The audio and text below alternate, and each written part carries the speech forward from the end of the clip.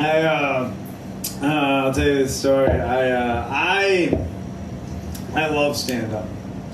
Not everybody I love, well, yeah, everybody I love supports that I do stand-up. I hate the people who don't support, but some of my family, some of the people I know, they don't support the fact that I do stand-up.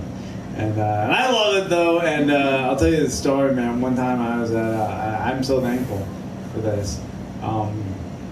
One time I was at, I live near here, right near here, and my stop here is the Delancey Essex stop, the stop near the F train. And I get off the Delancey Essex stop one day, and I'm walking out, and this hobo, this homeless man, he goes, "Hey, do you have a swipe?" He asked me for a swipe, and I had an unlimited, and I was going home anyway, and so I didn't need my swipe. And so right away, I took out my swipe, Sonia, being a good Samaritan right away, and I gave this hobo a swipe right away. And I turned to him after I gave him a swipe, and right away he had fear in his eyes. He had fear and anger in his eyes. And then immediately in one move, this hobo, this homeless man in one move, took off all of his clothes. He stripped down to his dick and his butthole.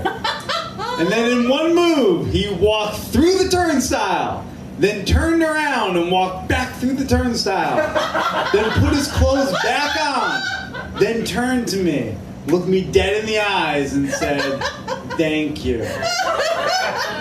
And in that moment, I thought to myself, oh, thank God I have stand-up. Thank God.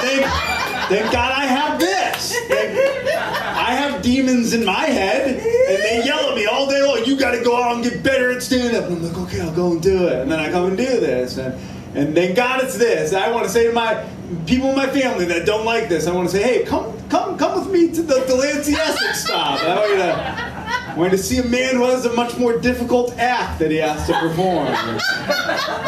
So that if you see this, you might come to terms with me doing stand-up.